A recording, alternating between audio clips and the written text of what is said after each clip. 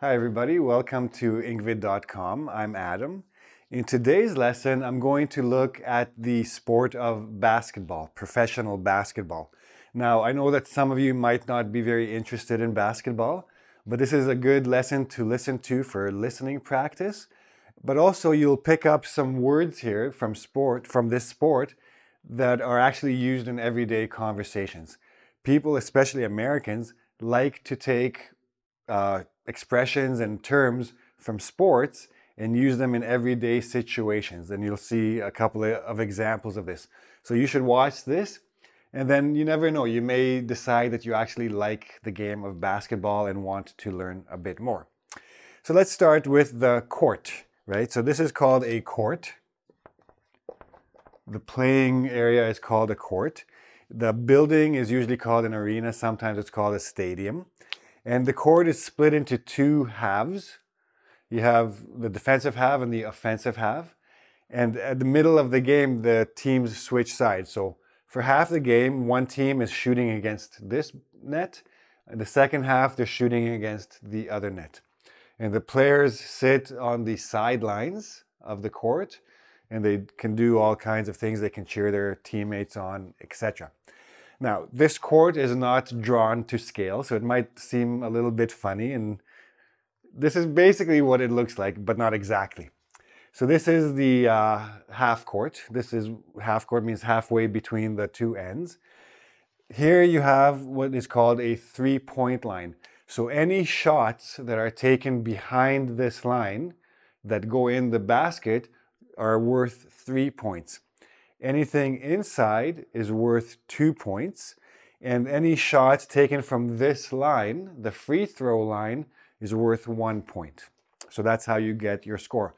The point is to get more points than your opponent. Now, the interesting thing about this game, this is the highest scoring game of any sport.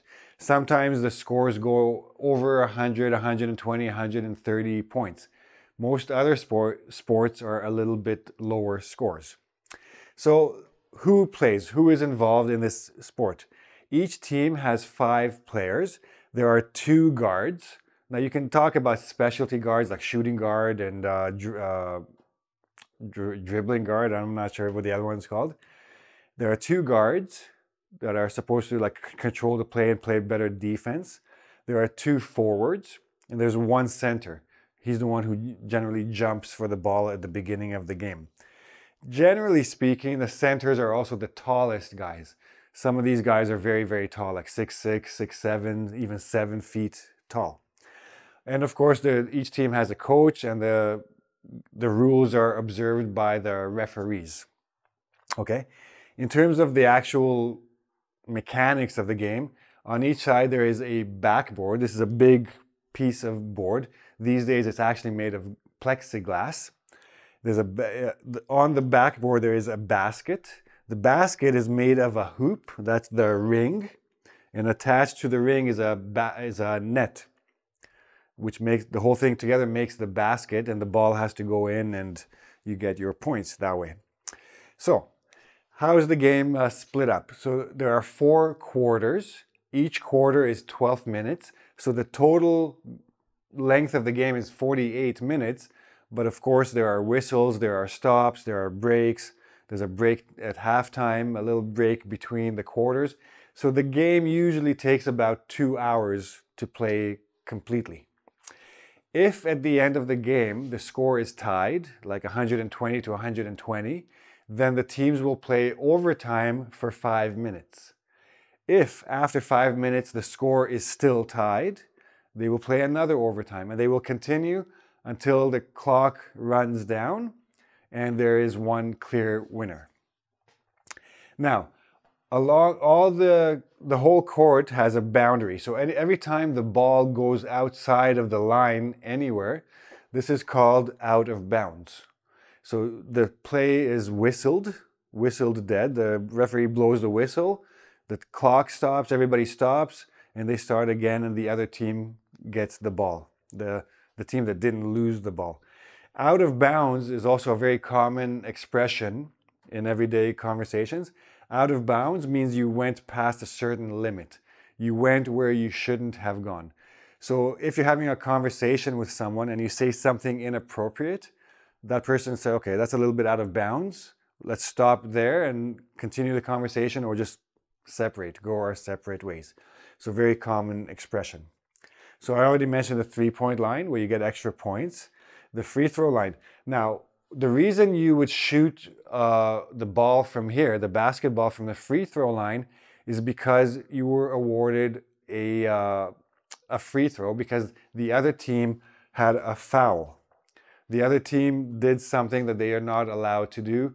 Either the player touched you in the wrong way, like got in your way, or hit you, or anything like that they're not allowed to do. There would be a penalty, basically a punishment. That's a free throw. So this whole little box and the 2 lines in the circle, this is called a key. So when a player is shooting a free throw, all the other players stand along the sides of the key and wait. If the person gets the ball in the basket, that's a point. If he misses, then the other players can jump, try to catch the ball and get the rebound and continue playing. The main actions in basketball are passing. They pass to each other. They shoot the ball into the basket, hopefully. And dribbling. Dribbling is that bouncing action where you bounce the ball. You're not allowed to walk with the ball in your hand. If you take more than 2 steps with the ball in your hands, that's called traveling, and the play stops and you give the ball to the other team. Every time you give the ball to the other team, either you lost it or you made a mistake and they get it, that is called a turnover. So too many turnovers is a bad thing. Now, foul. So if you do something, if you hit a player or if you get in a player's way, you get a foul. If a team, there are 2 different types of fouls. There is team foul and personal foul. Every time a player gets a foul, it's a personal foul. If you get too many fouls, I think it's 6, you are kicked out of the game. You are ejected. In which case we say the player fouled out. He got too many penalties and he was kicked out of the game. He's not allowed to play anymore in that game. In the team foul, you're allowed 4 team fouls each quarter. Once you get to the 5th, it's an automatic free throw for the other team every time there's a foul. Okay, other verbs that occur are assist. So the player who passes the ball to the other player who then gets a basket gets an assist. So the shooter gets the basket, the player who passed it to him gets the assist.